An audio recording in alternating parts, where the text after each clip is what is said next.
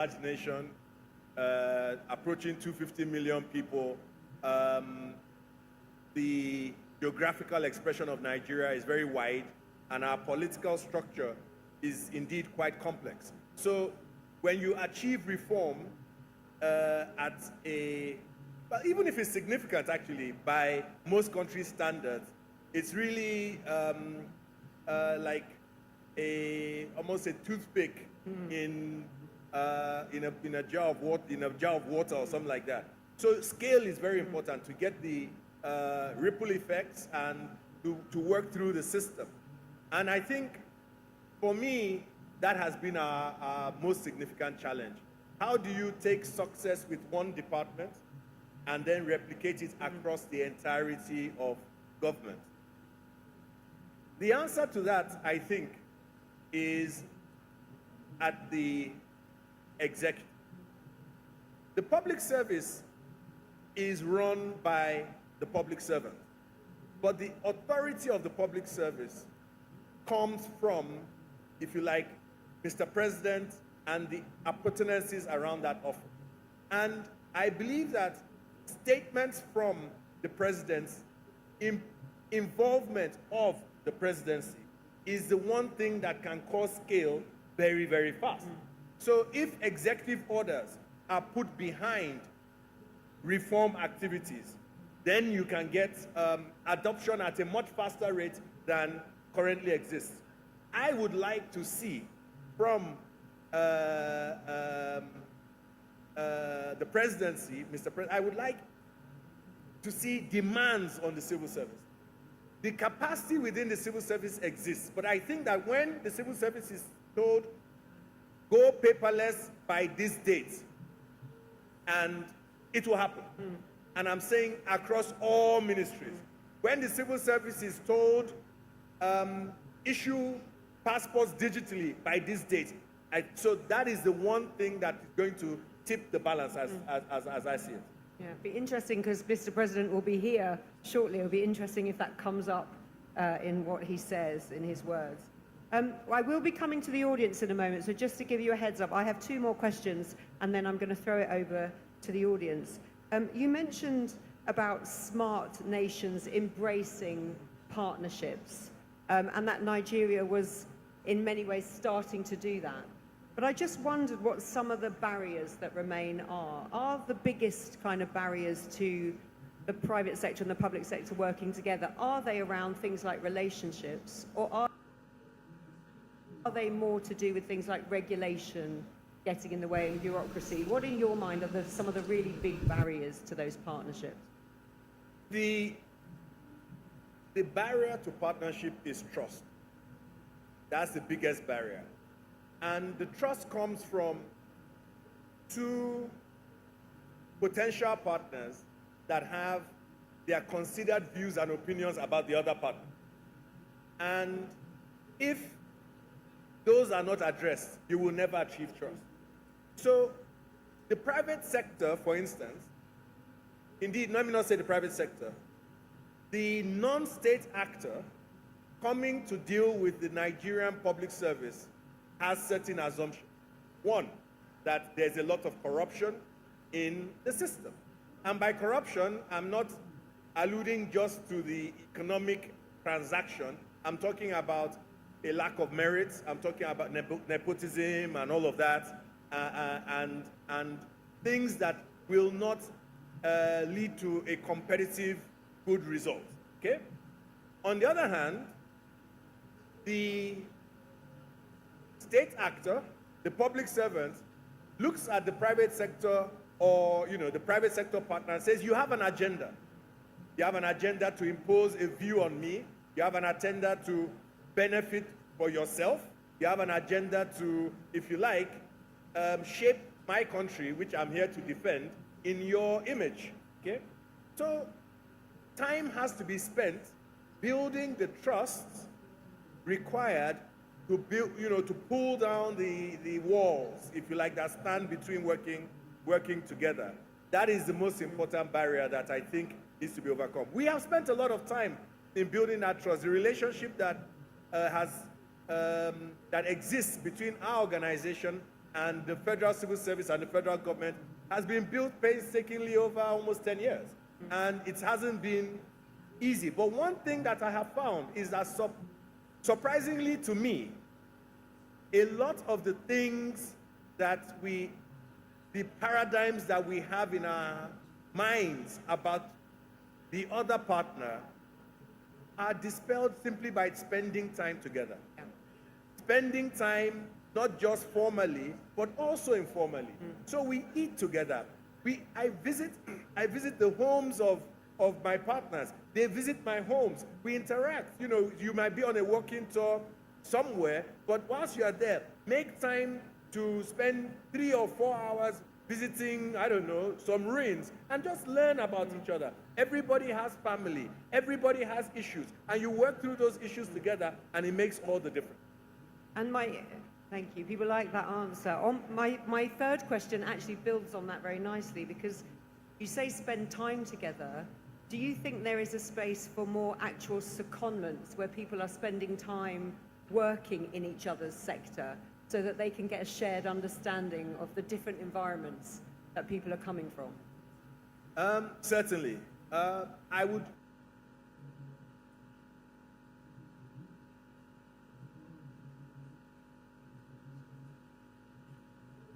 Distinguished ladies and gentlemen and participants, you're welcome to this morning session. And today we are actually going practical with what we are doing here today. And we have the sessions. The theme of the session is Tech Tools Every Young Civil Servant Should Master.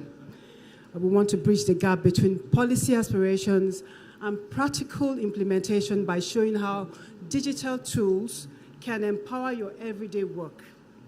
Whether you're drafting memos or managing teams, analyzing data, all is geared towards improving public service.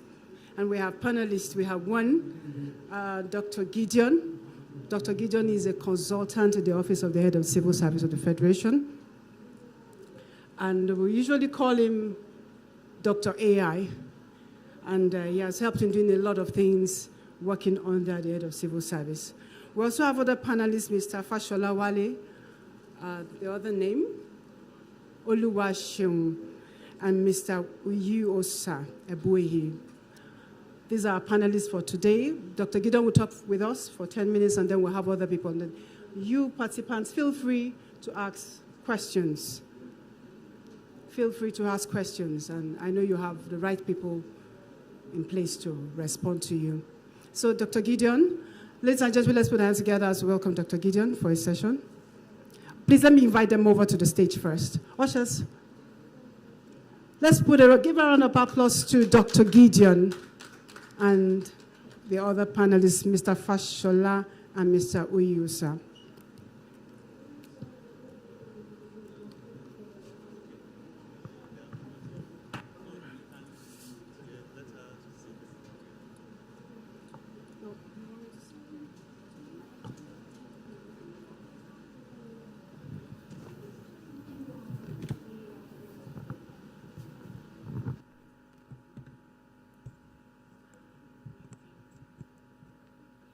Okay. Sir, you have the floor. Okay. Media, we want to go live now. Okay. Okay.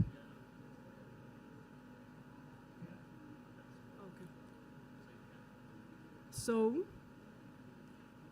we have today's session, like we said, is Tech Tools Every Young Civil Servant Should Master, hands-on demo plus open lab.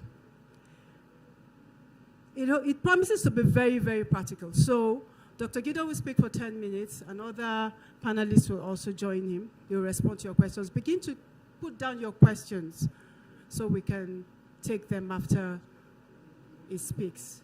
So Dr. Gideon, you have the floor. Okay, thank you. Good morning to everyone, and thank you, Mrs. Hilary, for the introduction. Please, can we have the slides?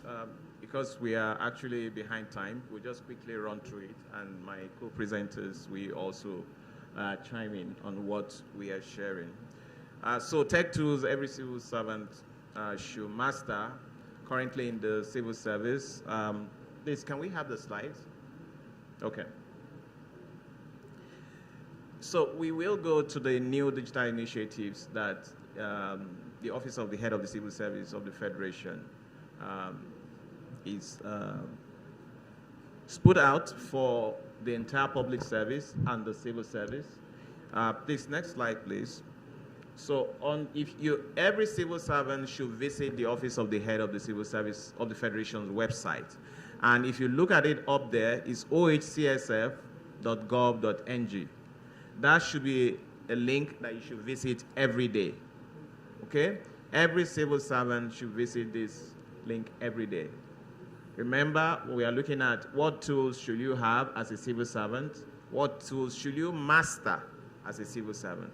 So you go to that website, you see HCSF initiatives.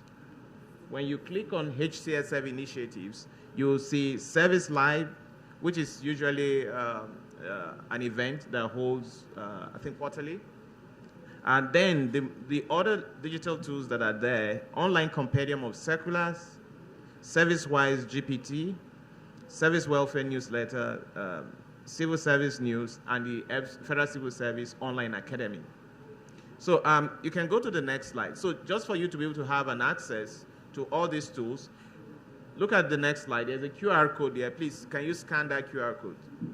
So that you open a document that will give you access to all the digital tools currently being pursued, and others that will come much later will be updated there. So you can take a screenshot of the code, and at the same time visit it anytime. But if you're able to open that,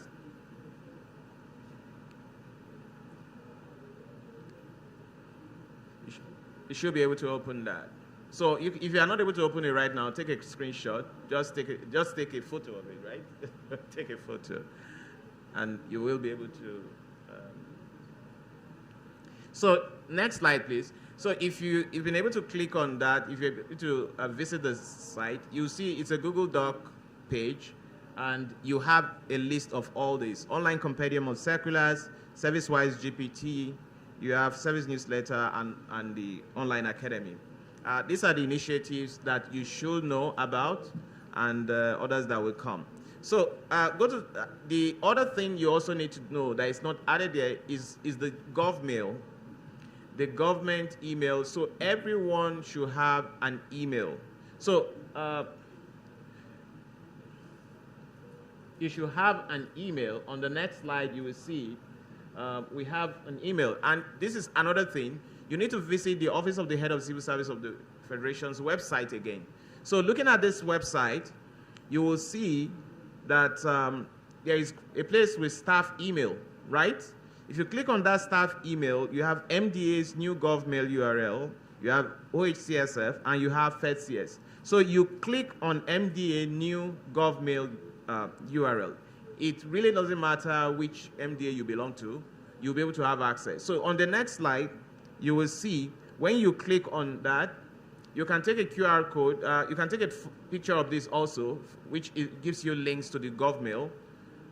If you can visit the website or use this code to be able to access that, take a photo of that. Okay, if you have a photo of that.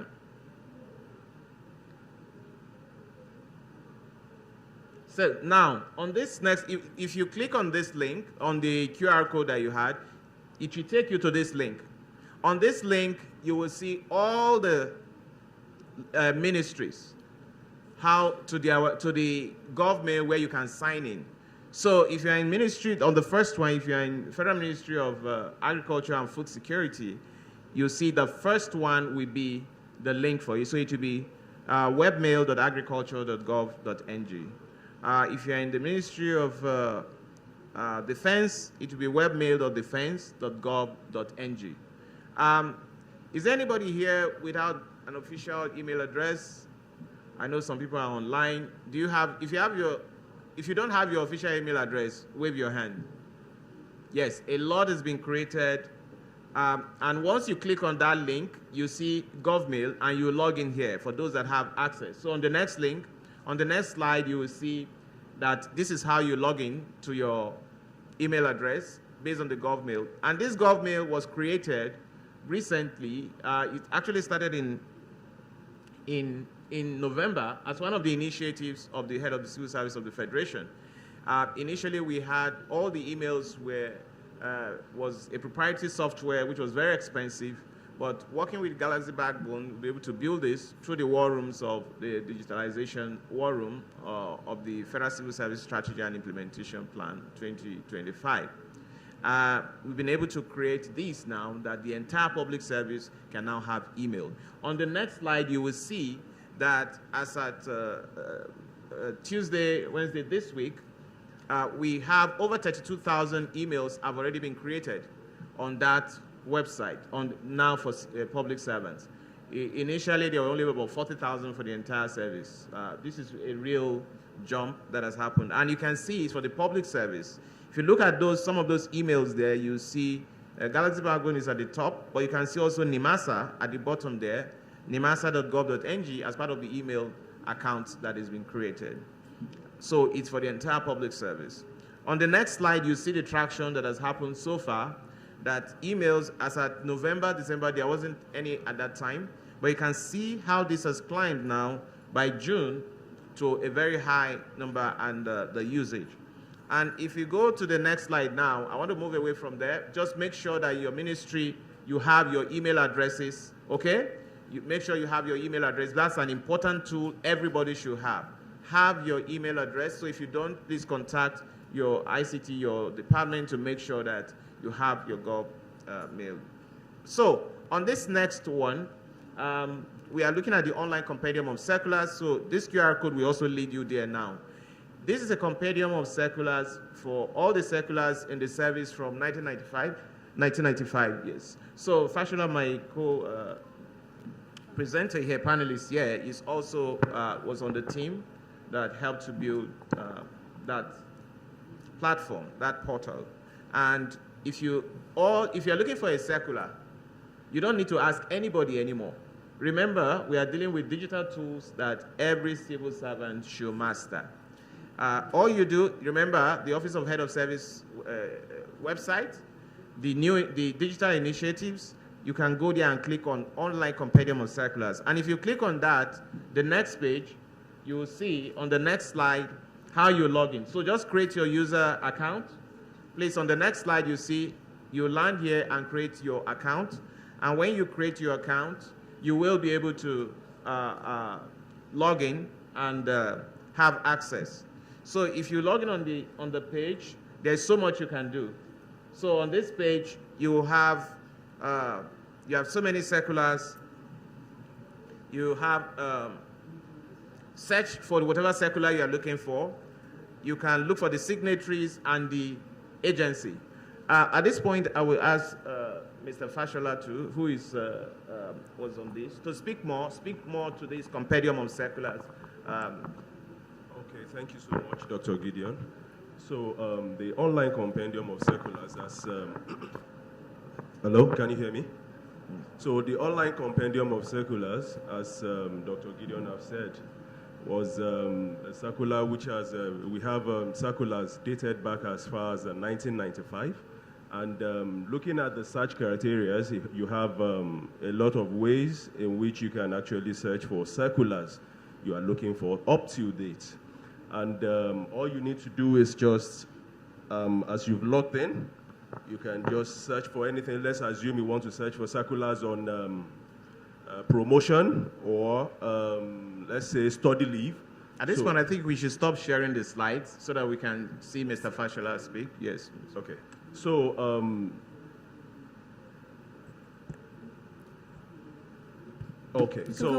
you can go to the search bar, which you can see search for circulars, where you can actually impute any circular name. In fact, you just need, even if you don't have an idea of what you are searching for, if you just have, let's say, just a word from it. Let's say it was, I don't know, just any word you can, because it's search in between those documents, you understand? So you can actually search in between them. Then also there are signatories to it. If you don't even have an idea of what to type, you can go to the signatories, which has, I think, anyone who have actually signed those circulars from 1995 till date. So you can search, let's say you are looking for Didi Wausenjak, you can just search, look at all circulars she had signed, Yemi Esson and co, permanent secretaries and all, you can just search for.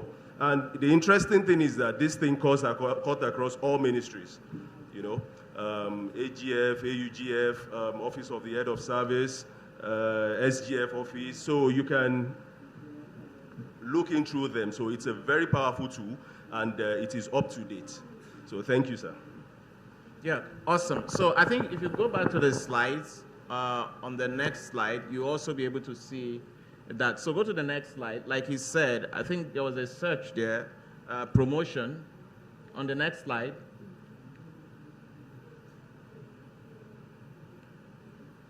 Can we see the next slide, please? Okay. So yes, on the next slide, I think there is a word search promotion. Is it possible to zoom in?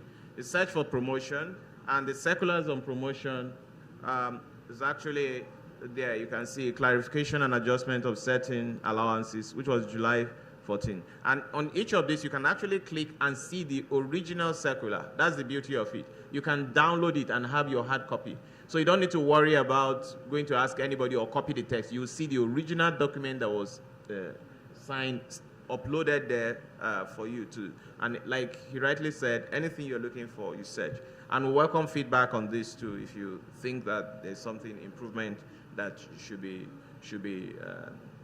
done on that. At this time, I also pause and ask Mr. Uyi to speak. I know that apart from using digital tools like what we have, use of social media too is another important tool, isn't it? Yes. And how we use our tools, for example, all the messaging platforms, how we've been able to use that within the system, within the service to help. Please, could you speak to that, how these tools have been very helpful and helping to manage communication and delivering results from your own experience in the office? Thank you so much, Dr. Gideon. My name is Uyi. When it comes to social media tools, right now, social media is like a very critical part of communication, because I can attest that I'm sure everyone here definitely has WhatsApp, right? If you don't have WhatsApp, please raise your hand.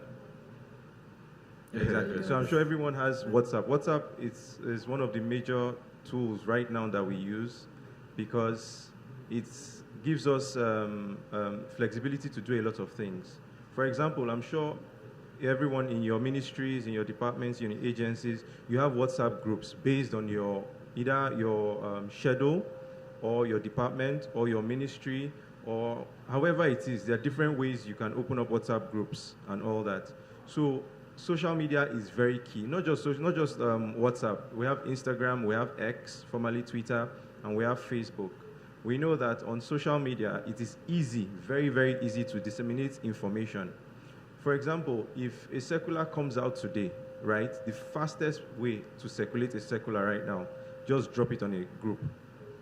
When you drop it on a group, people start sharing, people start, the reach expands. So social media is a very good tool. If you have events, just put a banner on Facebook, and maybe like on your ministries group, or like the Office of Head of Service, for example, you put a banner there for an event, and a lot of people see it and they share, and that gives awareness. So social media is a very good tool for awareness also.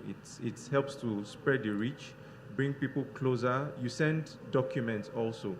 People use groups. We also have Stack.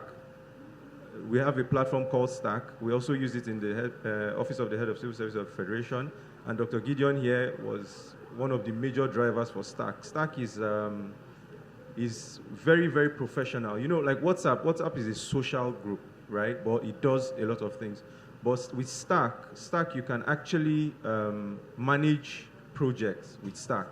You can follow up with project members. You can send documents to the relevant people. You know, WhatsApp, if you drop a document, everyone in that group sees it. But with Stack, you can actually narrow it down to a few people. You want just these people to see this thing. And Stack also functions in a way like WhatsApp. There are instant messages, there are direct messages, there are, you can do polls, you can have deadlines. You can actually put a deadline meter where you say, okay, we're starting this project today, we need it done in 2 days, and there's a schedule that follows, right? And at the end of that deadline, there's supposed to be results. So you can use it to follow up tasks, to assign tasks to people too, and a lot more. So I think we embracing the social media is actually a very good thing, but Stack in particular is a very, very good platform that can be used. So if you need any information on Stack, you can also come to the Office of the Head of Civil Service of the Federation, and you will be able to guide you and put you through. Thank you. Thank you very much. So I'll just talk about one more thing before handing over to the moderator. He said something that you should, that really caught my attention on, especially on the circulars. It's important to know that circulars have been, for a long time now, establishment circulars coming from the Office of Head of Service Federation. It's just uploaded online, including posting. Way back, a whole lot used to happen with those issues of circulars and get injected with all sorts of content.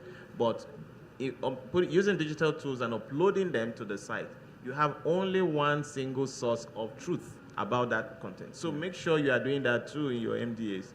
If there's any document, just upload it there so people won't create different versions of that, and that will be a place everybody can download it. So back to our slides. Very quickly, we don't have time. Can we see? So this is an interesting thing. For those that are here, which of these pictures is not real?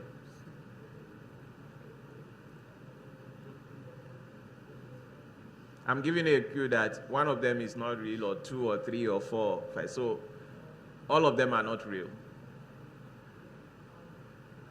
How many are real? How many not real?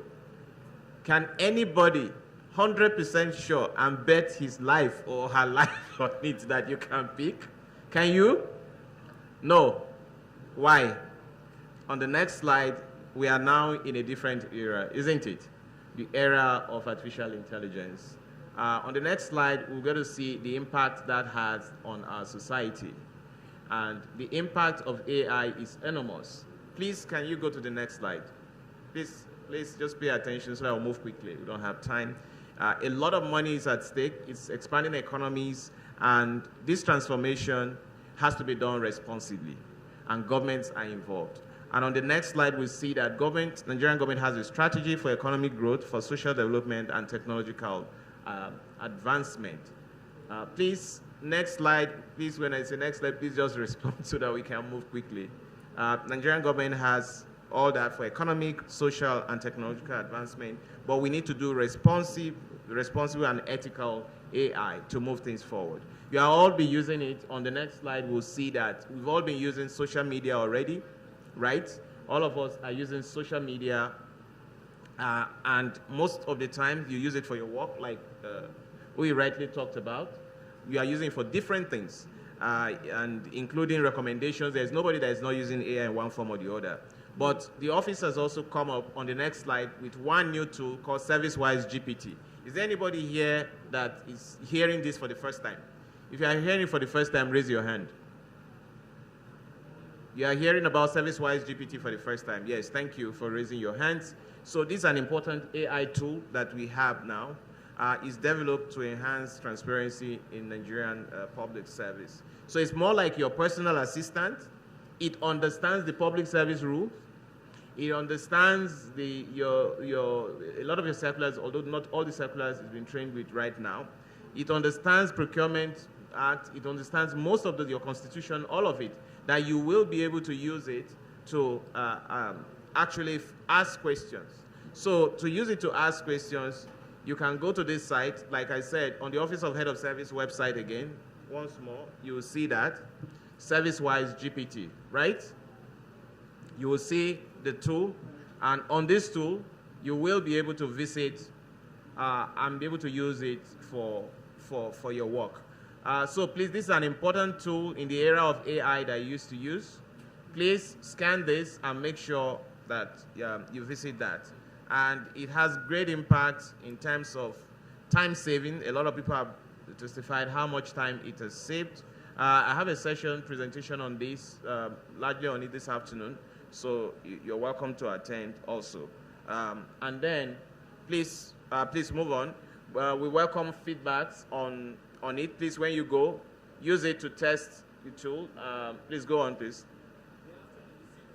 Please, the next one. Please give us feedback when you use the tool on the next slide. And time for questions. Yes, There'll I'll be hand time over for to questions. the moderator at this point. Yes. Thank you. Thank you, Dr. Gideon and other panelists. I have one or two questions before we go to the audience. How safe is social media in terms of putting government information online? Are there regulations guiding the use of social media in civil service? Mr. Uyi, can you take that? Yes. Do we have guidelines? Yes, currently, we have the what do you call it? NDPC. We have some rules actually that are guiding. Although the social media rules for now are still being implemented properly, because whether you like it or not, social media is only specific to social media, just data in general, right? So yes, I would say there are rules, because you have to also know that information is either ethical or unethical, right? So people use it for negative things, whether you like it or not. But we knowing how to use it the right way, just like Dr. Gideon said, for example, if you want to disseminate information, putting it on the right channels actually make it more authentic. That's how you know. So yes, there are rules to guide it, but there are no specifically defined rules, I think. Okay, what about Fashola? What's your view? Okay, so I'll just say that, you see, the social media, it depends on what you actually want to use it for. Just as I believe as a user, one of the best things to know how to do is what we call the cyber hygiene, you understand? The use of two-factor authentications and all those things, at least to be safe. Okay. Dr. Gideon, this is for you, sir. The digital literacy, is it being used in recruitment, promotion, and other uses in civil service, trainings, and the rest? Well, I think it's a great question. The more of technology we use, the better we improve our efficiency and productivity, okay, across board. So it's gradually being embraced. Gradually. For example, gradually, way back, to even type questions for exams or whatever, you use manual typewriters, isn't it? Eventually, you started using computers, okay? You started sharing them by email. Before, it was notice board. Everything is typed and put on the notice board. After a while, it's shared by email, right? At the point, we have started putting them on the website. I think promotion results now, you can see them on the website, isn't it? But the embracing ICT, I know that permanent secretary selection process alone requires the use of, there's a computer test exam that is part of the selection process. I think the Compro now is CBT. So technology is gradually being used, but in recruitment, that's actually the tough of the Federal Civil Service Commission, which is a commission on its own and it's independent, depending on the way they want to use it. But I think technology is being embraced gradually in all the processes, and including for workflow now, you have ECM based on the strategy as one of the pillars to drive. So that enterprise content management for the digitization of the service is gradually going, yeah. Oh, So, thank you very much. Thank you very much. Now, audience is now in your court. Ask the questions you want. We'll take as many as possible before our time. What are the skills you're interested in? Please, let's know. The ones you have challenges with. Let me have, sir, you. Your name, your MDA, and the question. With you, sir. Okay, the mic, sorry.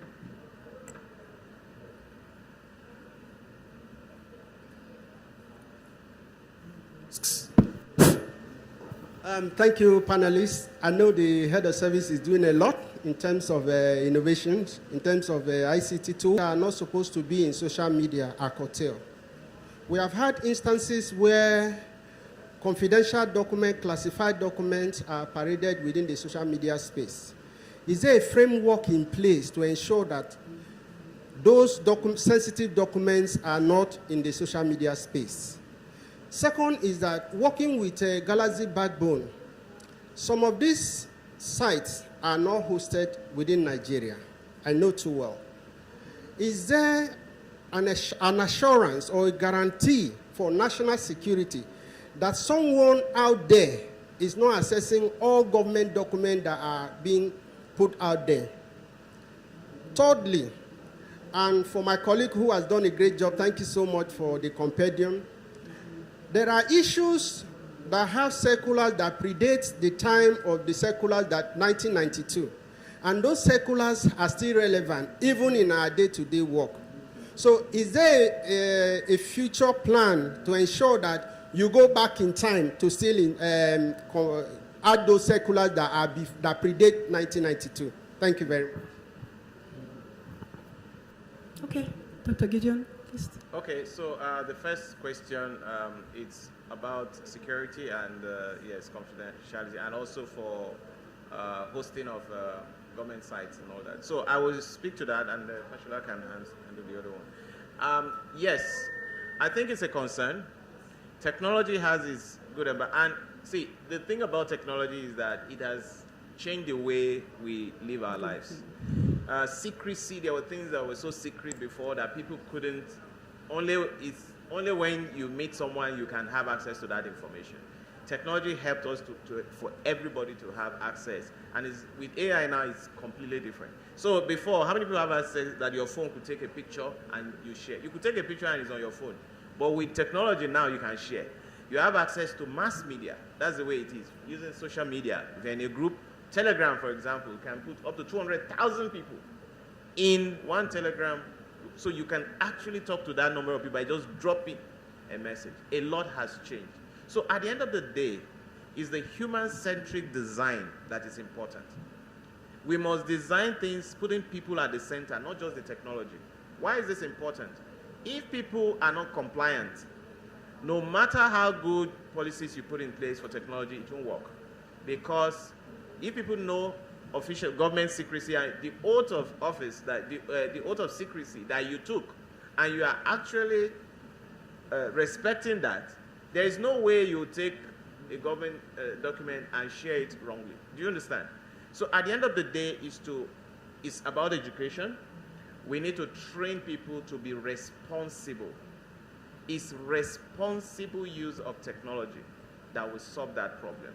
Yes, there could be the punitive components of, say, consequence management to say, if this is done, this is done. But tracking that is even more difficult. And at the end of the day, the damage is already done. Let us be proactive in the sense that prevention usually says better than cure, isn't it? Let's have a preventive measure, training people and keep building capacity, and any bad egg is completely. And there are rules, there are acts about this that is punitive. So on the data side, the NDPC, like one of my colleagues rightly mentioned, you have data protection to ensure that data stays here. And there's something we're talking about sovereignty now, data sovereignty, that stays within your country. I must tell you that for this conference alone, we ensure that we comply by that law. That as we are building the site for registration, we insisted that it has to be hosted by Galaxy Backbone, that the data could not be anywhere outside Nigeria. We insisted. It affected, slowed us down in many ways, but that was something that we didn't want to get wrong. So yes, at the end of the day, if the people in the room said, we don't care, then you use WhatsApp, right? Where is the WhatsApp server? I leave you with that question. Thank you, Doctor. The next question. Who has another question? Yes. think Oh, you have Fashola has something to say. Okay, so on the compendium of circulars, you were talking about having circulars dated back as at 1992. Yes, they can be embedded, they can be put. But I need you to also note that just few months ago, there were some circulars that were actually taken off that compendium. Why? The office realized that these circulars are actually overtaken by events. In fact, there had been some counter circulars, you understand, referring to it. So imagine spreading such circulars again might actually misinform the nation, you understand. So those circulars, so looking at 1992, we will look into it and see if those circulars are still, valid, you understand. If not, we may just need to step it to that 1995. Thank you. Thank you, Mr. We have something to say on that? No, but I think my You- colleagues you have said actually so, you answered. said Yes. so. Any more questions? Okay, Sam.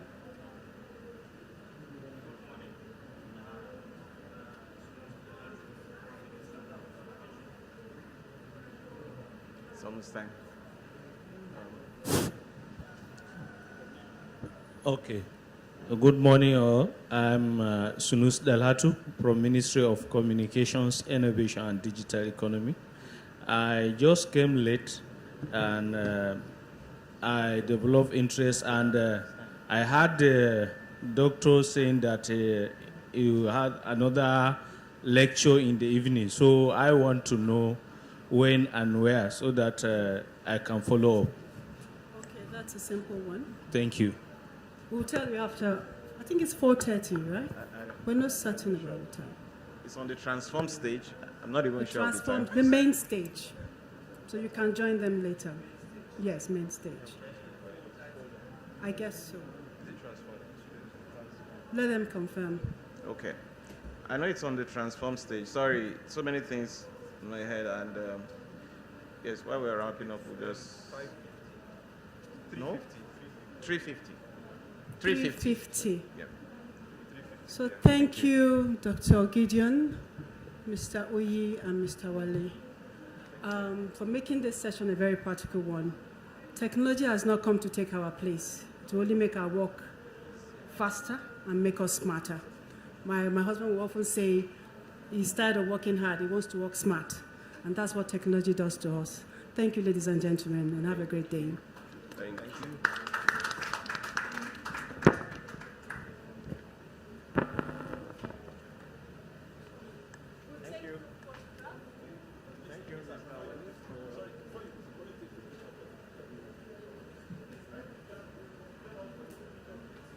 Good picture. Do we have time? Yeah, another session. The panelists. The panelists. The camera. Oh, sorry. Oh, sorry.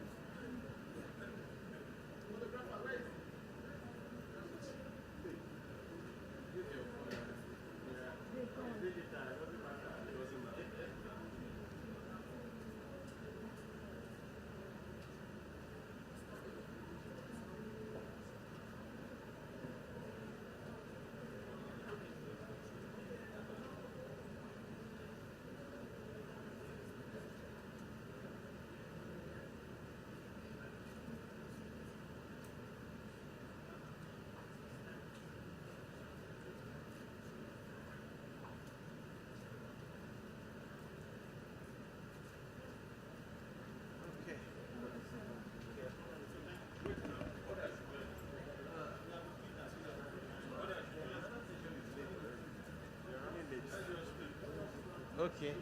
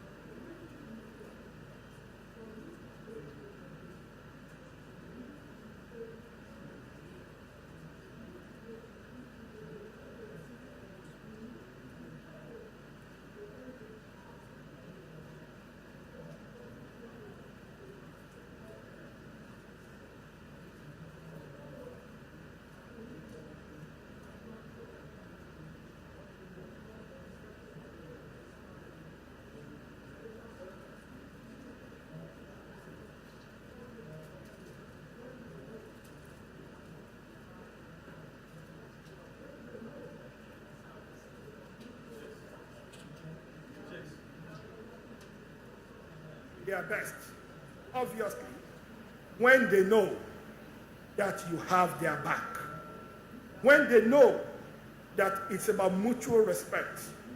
Leadership and followership is a function of respect. Respect those you're leading, and they will respect you. When a leader needs to force people, compel people to do what is right, that is not leadership. Leadership is ability to make people see the reason why trends must change, the reason why reason must change, and the reason why they must do what they ought to do. And trust me, they will do it better than your imagination. But when leadership is an instrument, when force becomes an instrumentality of leadership, that becomes dictatorship. And once it is about dictatorship and autocracy, believe me, they will do it, but they will not do it with a flame. It's like an artist. When an artist loves his job, when an artist goes to the stage and he's happy, trust me, you will see it from his performance. It's the same thing with civil service.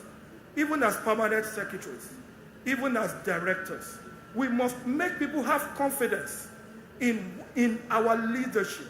We must make sure that people believe in our mission. People key into our vision. Once we are the one to be telling them that it's enough.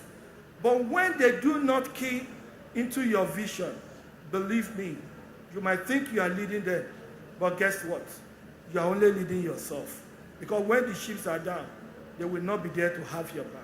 So as I start my presentation, I decided to go on that preamble that in whatever we do as leaders, in whatever we do as permanent secretaries, in whatever we do as directors, when you go back to that office, ask yourself, how well do my followers trust me? How well do they believe in me? Trust me, most followers do not just do a job because they love the job. They do the job because they love the leader. They love who is in charge, and they want to sacrifice for you. In football, we say it, footballers don't play for flair. Footballers play for the coach. If they don't like the coach, you will see a team performing badly. When they love the coach, they give 110%. For you to innovate, for you to break new grounds, you must go beyond the ordinary. You must put that little thing called extra. It is that little extra in the ordinary that turns to the extraordinary. So for you as leaders, when you go back to that office, earn the confidence of your followers. Do not just be a boss, be a leader. Do not just be that person that is feared. Be a leader that Just pause for a while before we go live. I would just like to introduce the topic. Good morning, distinguished participants. It's an honor to welcome you all to this special session, Mentorship of Matters, the Power of Intergenerational Dialogue. In a time of rapid change, the most powerful bridges we can build are between generations, where experience meets innovation, where wisdom shapes energy and gives meaningful direction. Today's session is about learning from each other. Whether you're a seasoned professional or a young civil servant, your perspective is important because mentorship is not just about teaching, it's about mutual growth. My name is Ayilari Okonkwo, and I'm moderating this session. But before then, we have our panelist, the Minister of Youth, Mr. Ayodele Olawande. He's not around, he's indisposed right now, for reasons unknown, but I believe we will still move on with the session. But we also have a woman I admire a lot. I've been watching her from afar. And this morning we have Mrs. Chinyere Ikechukwu, and the Permanent Secretary or Livestock, Federal Ministry of Livestock and Development. Let's give a wonderful round of applause. So Ma, I would like you to come up on stage. We also have Mrs. Okubwere Muka, Director in the Ministry of Interior. We also have Mr. Gaji, Deputy Director in Civil Service Transformation Department. He's not here. Okay, we will just make do with the persons we have, and then we'll go live. So media, you can just take us, we'll just go straight. Dr. Mrs. Chinyere, I've been corrected. Sorry about that, ma'am. Dr. Mrs. Chinyere Ikechukwu, and then. So we'll go right.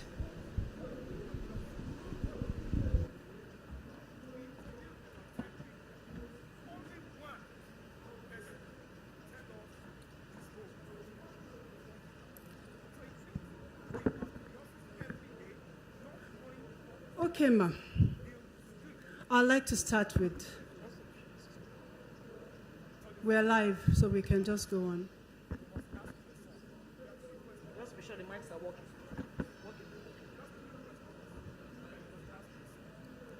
Okay. The topic is mentorship of matters, the power of intergenerational dialogue. And this morning we have Dr. Mrs. Chinyere Ikechukwu Ene, Permanent Secretary of the Ministry of Livestock and Development. And we also have Mrs. Okubwere Muka. Did I get the pronunciation? Muka. She's a director in the Ministry of Interior. I believe this woman will do justice to this. We'd like to ask, ma'am, just do a brief introduction about yourself, what you've done, your mentoring experiences, for the next 1 minute each, if possible, before we go on to the questions. Okay, thank you very much. So, I'm a veterinarian by training. Before I joined the civil service, I had worked within the private sector space, also as a vet. When I joined civil service, I worked as a veterinary officer, majoring on animal health issues, disease control. At some point, I moved on to the international trade space, where I was overseeing import and export of animals and animal products. But interestingly, at some point, I was faced with addressing the challenges within the honey space, the apiculture space, beekeeping space, and therein I found some dedicated youths. And I told myself, because I saw the passion in them, and all they needed was just that support, that mentoring as a Youth for Apiculture initiative, a group of youths doing so well in the apiculture sector. I'm sure, in the course of our conversation, I'll tell you more about them. Okay, thank you. Madam Okubwere, can we have your just 1 minute introduction? Thank you of very your much. experiences in mentorship? Yes. I'll start by saying that when I joined the Federal Civil Service, I didn't want to. I only joined out of fear for my father. After my NYSC, he asked me to go to sea. And so when my mother now mentioned that, he was going to be around the following weekend, I ran to Federal Civil Service. I even forgot his complimentary card. I misplaced it, where he wrote that I should give to his friend. So eventually I saw his friend and I got a job. And I started work, but I still wanted to go out. I was looking for a job with the oil company or the banking sector. But the few months I stayed initially, I met officers who I started liking their work ethics. I was saying things I liked. So I decided to okay, let me do 1 year. After that 1 year, it turned to another 1 year, and another 1 year, and another 1 year. Eventually, when I got the job with the bank, one lady just told me, why do you want to leave? You will soon marry and start having children. You need a civil service structure to be able to train your children properly. So I decided to stay, and that was where my mentoring experience started in the Federal Civil Service. And throughout my years in service up to now, I've enjoyed excellent mentoring from my superiors. Thank you, Madam. Thank you very, very much. Well, while we were still talking, we had a retired permanent secretary of the FCT administration who just retired. Sir, please let's give him a round of applause. Could you please come on stage, sir? Please, sir. He's a man that has a wealth of experience that we need, who is currently mentoring permanent secretaries. So I think he's the right man for the job this morning. So, sir, you also do a brief introduction of yourself. Just in a few minutes, just tell us your experiences as a mentor to other mentees. Thank you very much for the honor done me. I am Olushade Adeshola, OON. I retired from the service in 2024. So I am 1 year plus in retirement. Now let me go to the opportunity for mentoring. I think I was properly mentored in the course of my career, and I also had the opportunity to mentor quite a number. Let me just give an example. I started my career outside the mainstream civil service. Actually, I started in the public service. And as at that time, during my tenure, the organization was attempting to transit from paper environment to paperless work environment. As a fresh graduate or fresh employee, fresher in the system, I had no knowledge of the computer system. Back there in the university in those days, when you have anything to do in ICT, you go to those computer science students. In those days, it was mainframe computers, and the machine is so big, and if you don't know the machine language, you cannot use it. So you have to contract them to do anything for you. So it was like working with an angel. So now, coming to reality with the situation we found ourselves, I had to learn how to acquire ICT, a basic knowledge of ICT. At this time, I did not go for a formal training, but I always hang around people using it, because one thing in ICT is if you don't use it, you cannot master it. You have to. Proficiency is determined or assisted by the frequency of use. So with time, I gained mastery of little, and I started. Now, when I now fast forwarded to when I came to service, I acquired basic knowledge. My interview when I got to Family Economic Advancement Program was, I got there that day, a meeting was coming up. Go in and support the meeting. So I went in, I took minute report of the meeting. I sat there immediately using the available facility. I typed my report and presented it to the director. Apparently, amongst all his officers, I was the first that possessed that level of capability. So seeing what I did, he said, no, you will have to work with me.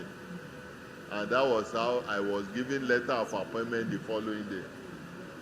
So there and then, I could not go back to my private sector where I came for the program that day. I just joined them, and that marks my movement to the mainstream service. This basic knowledge that I acquired, I started grooming my subordinates. I told them, you cannot survive in the upcoming environment unless you are ICT literate. They all follow WRT key. I have to look at the keyboard before I can type. So if anything happens to the site, I will not be able to do anything. So I now have this officer posted to me. He was posted there, and he comes with different laptops almost every day. because he had them plenty. But what was he doing with them? Only to play games. He was now posted and attached to my unit in police affairs department. So when he came, I minuted the work to him. He did it. He said, I have not given 3 days. I have not seen his response. I have not seen his work in file. Where is the assignment I gave you now? He said, but you did not give me a secretary that will type it.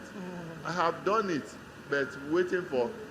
The truth is, even Okay, myself, his boss, I have no secretary. Sorry, sir. We're coming to that, sir. Okay. Just wanted a brief introduction so we can just go to the main questions. Okay. We know you have a lot to download for us, and we're all ready.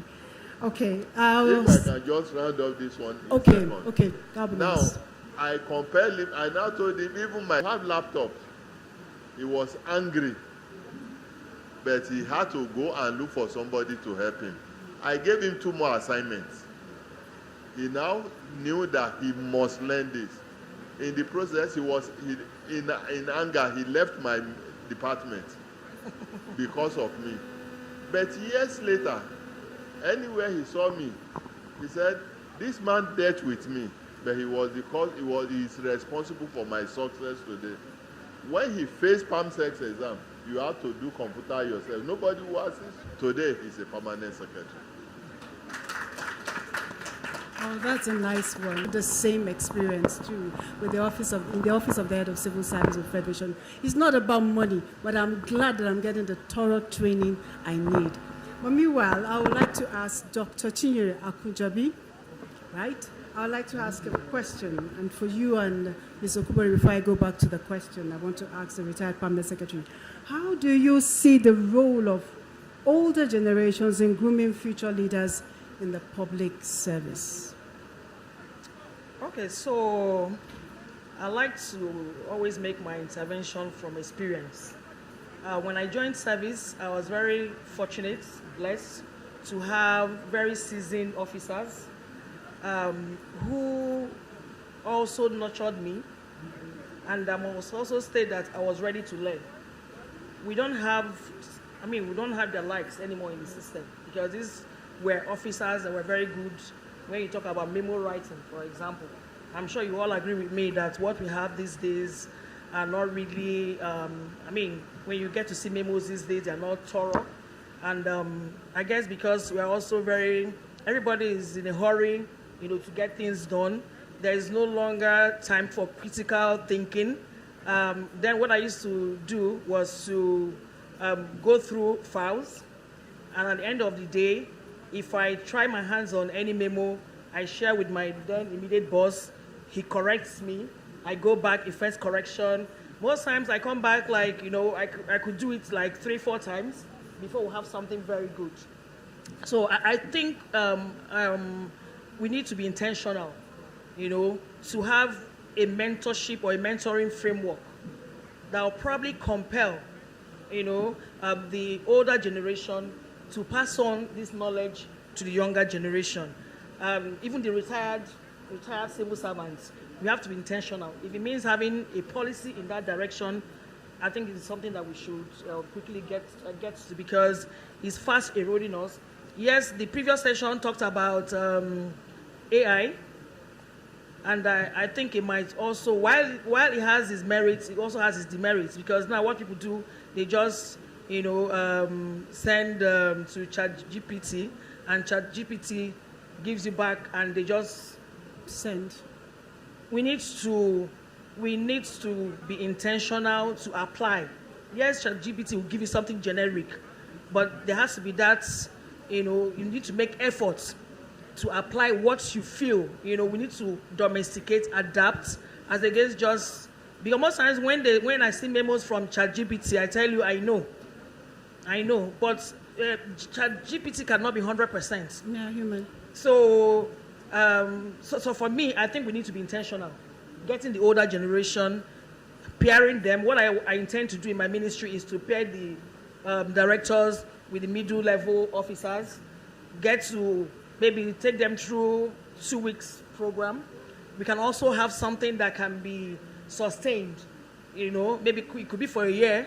Okay, so my director of PRS, for example, I know he's very good when it comes to the financial, because he's coming from the finance space. I could just attach him to another, because, I mean, he has very few years to remain in the system. So if he exits and there's no succession planning, then the system will suffer. Institutional memory is fast, leaving us, because most times either you have even officers who are not even ready to share. We need to cultivate that culture of sharing. If government has employed you, just know that whatever it is, and I can also state here that most of those older officers had the opportunity to go through some very intense trainings. So, I just want to also now appeal that we have to be intentional, strategic, to pass on to the younger generation. Oh, thank you, ma'am, for those who are eager to learn. Your experience, ma'am. Okay, thank you very much. As a mentor, I believe that mentoring should be a structured thing.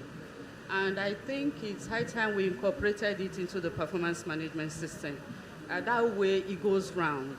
Yes, in my own space, for those in my department or those who have had cause to work with me, I've also, like the PAMSEC said, at being intentional. You can't come and give me a memo and it's just, you just write it anyhow, just like to get the work done. No, you have to be intentional. You have to pay attention to details. I believe when you're presenting a memo, it's like how you are dressed. Because when I see somebody, if you have endorsed a memo or a letter and I look at it, I have an impression of you already, wherever that letter is coming from. So you have to really take your time to do things. And that's what I try to put through to officers, that it's not like, is anybody that comes within your space for now, because the service is here to really, I remember there was a circular about mentoring. I don't know how far it's gone with its implementation. But I would want to say that for anyone that you are supervising, you should be able to create that environment for this mentoring to take place. And mentoring is not just top down. It could be from the younger ones. They could put you through things that you don't know, especially when it comes to technology. They have the energy, they have fresher ideas. So it's not like it's top bottom. No, it's a two-way thing. So it could be those within your department, within the ministry. Sometimes it's even outside your ministry, because we've had postings. You've worked in one place, you've moved to another place. You've had people you work with who still look up to you, or who you also look up to, and you still defer to them on issues, where you need to seek clarification. You do that. So I believe in the service we have an informal mentoring system taking place right now. So it's not just those you come across. It could just be anybody that is within your space too. Thank you. Thank you very much. That answered the question. Just everybody within your space. No one should come into your life without you impacting the person. Sir, our retired Permanent Secretary, Mr. Olusola, can you please tell me, what is a mentee to do when, I usually tell my kids, okay, let me put it this way. When you go to the market, just go and buy the meat and come back. Forget whether the meat seller is not looking good or whether he gave you an attitude or not. Just buy the meat and go. In the case of a mentee and a mentor, what are we supposed to do in public service when your mentor, has an attitude or has some negative traits that you're not too comfortable with? What are you supposed to do as a mentee? Based on your experience. Thank you very much. If a mentee has a purpose for why he's at a particular learning situations and is focused, he will not be distracted by the attitude of the mentor. I will give you my own experience. I had a boss that was very good in his duty, but he's very temperamental, highly temperamental. Over time, people wondered how I was coasting with him. One day, because I delayed in making a submission, when I took the file to him, he flung it at me. Is this what I said you should do? this assignment should have been submitted. I said, sir, there was no power, there was no light to do this. He would not even listen to me. But what was my attitude to him? I was not bothered because I knew I was going for a goal. And the goal is, let me acquire knowledge from him so that when he leaves, at least I will have built my capacity in one way or the other. I succeeded in this because I worked with him peacefully for 2 years plus that he served in the ministry. And you know what? One day, after we also had a confrontation, because it was not a one-off thing, but he realized that he was wrong in what he did. He went to a boutique. He called me from there. Adeshola, I said, sir, what is the size of your French suit? I did not want to give it to him. I said, I don't know, sir. It's my wife that used to buy 2. And when he came, he sent for me, said I should take this. Just to say, well done. Because yes, we continued to interact after that. But he kept telling me the patience that I had in working with him. And I also told him, I thank you for being hard on me at times because I learned a lot from you. Let me tell you one of the things I learned from him. I've been writing the promotion exam, but I never pay attention to this fact. And what was the fact? Council conclusion. You should not put it in the file. Okay. But because of we did not know, when we did not see the extract, which is the subject of file, we will make photocopy from the council conclusion because the permanent secretary is giving. So we'll make photocopy, put it in the file to support the fact that approval of the council was given. So the very first time he saw that I did it, he said, where did you get it from? I said, I got it from minister's office. He said, because you are close to the minister, that's why it should never be in the field. Just pick the guidelines on administrative duties. He marked the point, I should go and see it. I've been reading the book, but I never pay attention to this piece of information. So right there and then, I knew when you even have a project approved by the council conclusion, the extract of council conclusion should not be lesson that I learned with effortlessly that I might not have known. So as a mentee, you should not look at the attitude. Our lead panelist said, go to the market, buy me meat. Don't look at the seller, but go for the mission. So as a mentee, you must have a goal. Why am I here? What did I want to do? Am I on the right track? Forget about any distractions. Be focused, be intentional. Thank you. Thank you very much. I recall when you were talking, Mrs. Okubore, you said mentorship is a two-way thing. Has there been any point in your experience, in your during your workspace, that a younger person taught you something? Yes. There's no way you walk in an office and you say you have all the knowledge to yourself. It's not. You don't arrogate that to yourself. You, in the course of growing up, we've had cause to also contribute to something, and then you say, okay, that's a better way to do it. Yes, now growing up now in service, and yes, we also had cause where the younger ones would say, okay, can we do it better like this? I'm very good on Word. I can do my documents on Word. But when it comes to Excel, I'm not too perfect on it. Yes, proficient on it. So I would usually ask, in fact, I'll just give them, take my laptop, help me convert this into Excel for me, you know. So, and I find out that the younger ones, they know how to do it. Even with the phone, you have something, you know, you need such time struggling to get out this information. The younger ones know it. They just get you and bring it out for you. So there have been so many instances where the younger officers do things better than how we are doing it. And I believe going forward with AI, they are even, they have more knowledge on AI if you ask us now to use it, it takes us extra time. You know, I look at, I have so many files to deal with and all that. I'm like, okay, could you please just... To note that within the system, there is no one without something, some gift, you know, that God has blessed him or her with from God. So most times, you know, the problem is that we try to micromanage the space. So even the very least that you think has something to offer, just give them an opportunity and they would surprise you. So in this room, I've had to mentor a whole lot of younger officers, and I've also had to defer to them.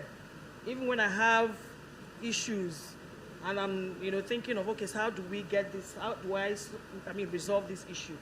And when I interface with them, you know, the kind of response, we have talent within the space.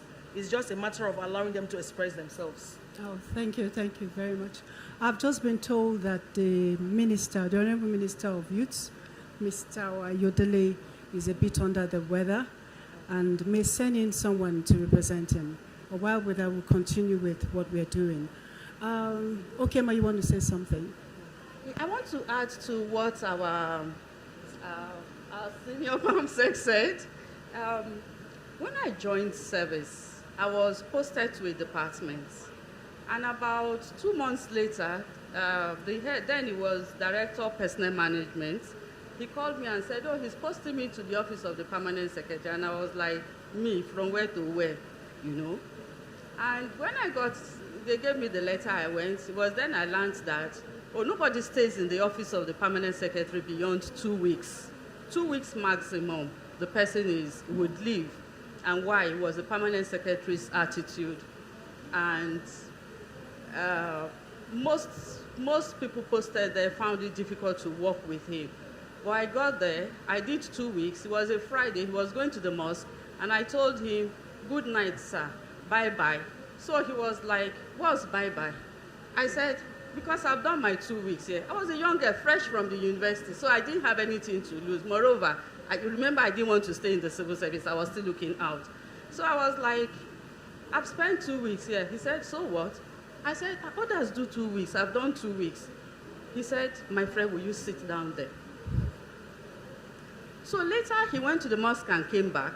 No, he didn't come back that Friday, he came back on Monday.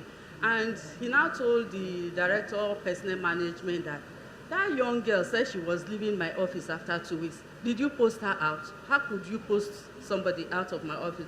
And the man said he didn't do anything. No. When they called me, I said, people have been spending 2 weeks. I've spent 2 weeks. So it's my time to leave. And I was told that, no, I have to stay back. It was much, much later, about a year plus, the Permanent Secretary now told me that why I stayed was because he knows, he was an only child growing up. I don't know if anybody knows Alhaji Salihu Jega. He had a temperament, everybody knew. It was only his mother that could talk to him. So he said, he noticed that when he talks angrily to me, I'll just smile and go about doing what he asked me to do.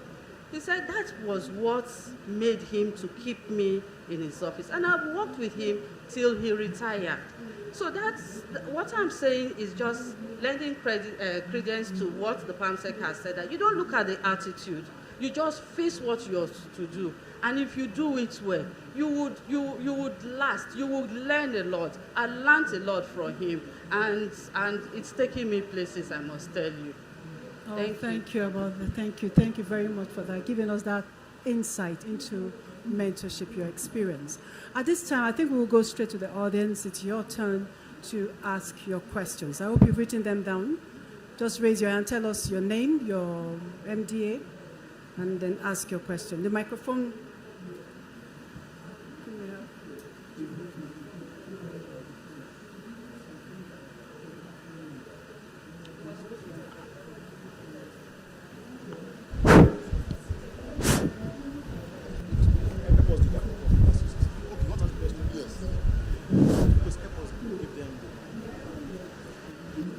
The time is short, so just go straight to your question because we don't have much time. Just have 5 minutes. Good afternoon, everyone.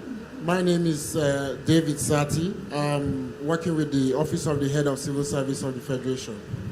My question to the panelists is, what mechanism can we put in place to ensure that we institutionalize mentorship across the civil service?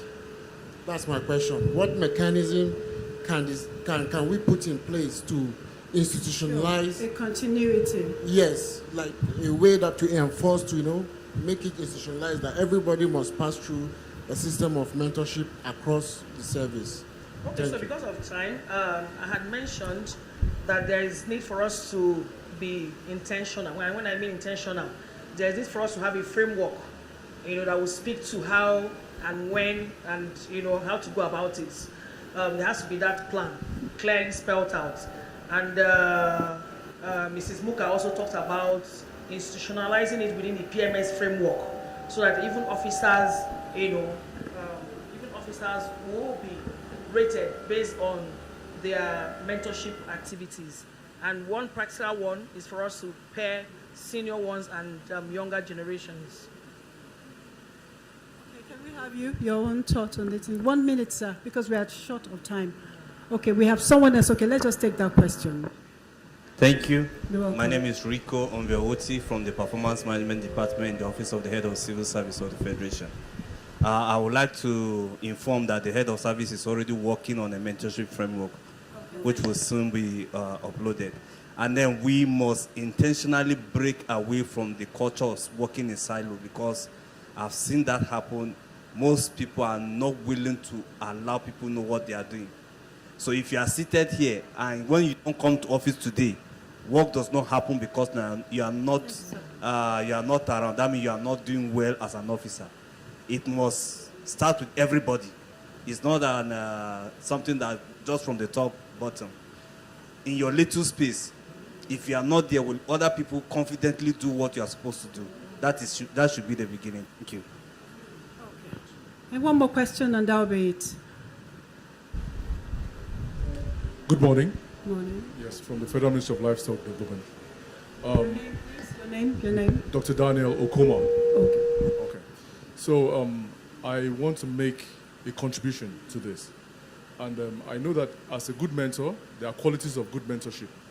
I'm looking at trainings for the senior cadre who would be mentors to train them on the attributes of a good mentor.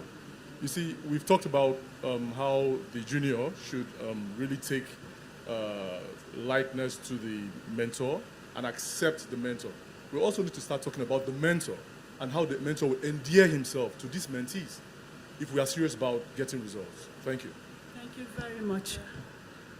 I think that will be the it for today. And then just in 1 minute, could you just tell us one thing you want the audience to take home? Just in 1 minute, sir. Yeah. I want us to know that mentor or to be mentored. If we avail ourselves this opportunity, it will translate to better working capabilities for us. Thank you. Thank you, Mrs. Okubere. We'll have you too. Thank you. I would want to say that for the more experienced one, I think it's your responsibility or our responsibility to mentor those below us, and it's not just about the work. It's about the values of the service, skills that we need to ensure the continuity of work. And like Dr. Dan also said, it's for the experienced one, they have to create that listening ear. They have to create an environment where the younger ones will feel safe to open up, to learn, and not that they feel the atmosphere is hostile or they are being judged. It should be an open environment where they feel safe to really bring out fresh ideas and their insights. Thank you, ma'am, and you, ma'am. Thank you very much. Just to write on Rico's intervention. So I think there is need for us to understand the senior ones, because some people want to exit the system and want to remain the institution out there, so that you can always, every time see that you need information, you defer to them. So let's see this as something that we have to do for the country. It's like a race. A race where you need to pass the baton. If you don't pass the baton, it means that your team will not win. So let's have that at the back of our mind. Have that will, that readiness to mentor at every time team. It doesn't have to be formal. It doesn't have to be formal. It can be informal, like the retired permanent secretary mentioned.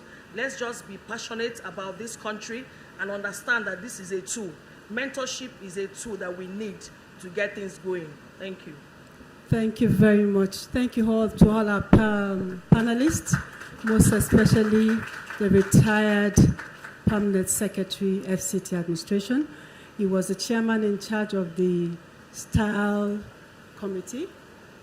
The work you did, what's it called? The Style, Writing, Style, and Civil Service. I'm telling you, we cannot miss this. It will soon be, Mother will soon make it known, and then will soon be in use when everything is formal.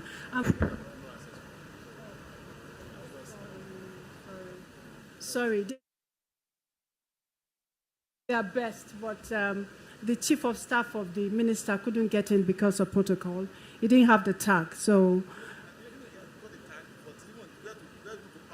Okay, where to park? But they registered their presence somehow, but unable to get into the hall. So I think that's it for today. Let's.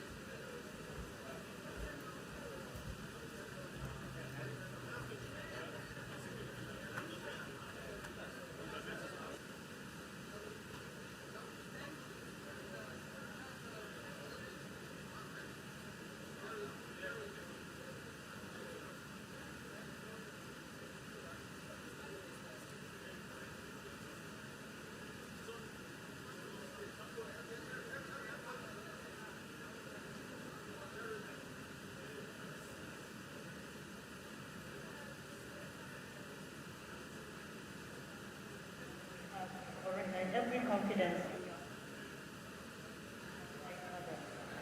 I would like to take a moment to commend the head of the civil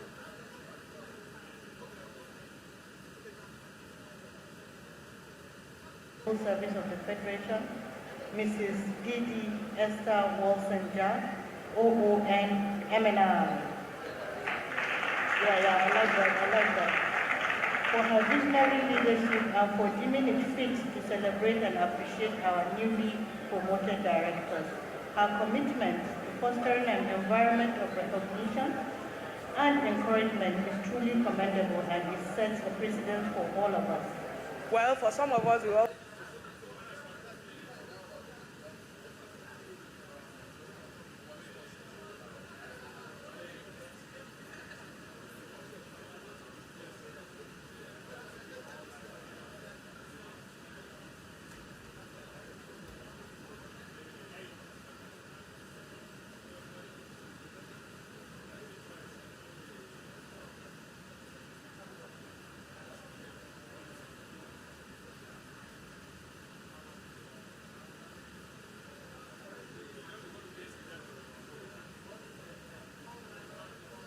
and delivering better outcomes for citizens. As leaders, your contribution will shape the future of the civil service, and we have already every confidence in your ability to inspire and guide. PD Esther Wolfson-Jack, OON-MNR. Yeah, I like that. Moment from now, and as a form of advice, please relocate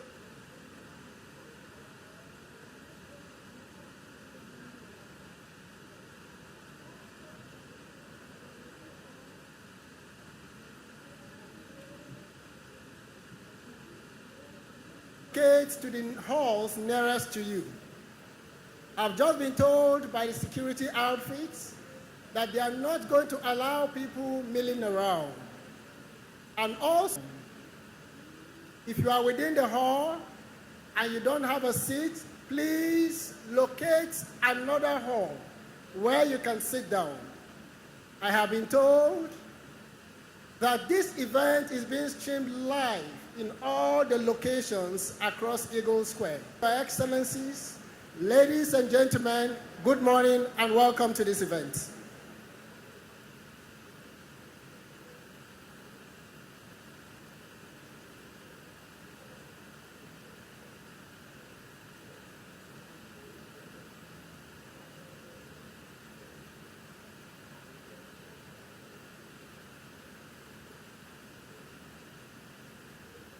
Sector workers, civil servants turned out in impressive numbers, drawn from a wide range of business activities. Encouraged civil servants to style, noting that staying physically fit contributes not only to personal well-being,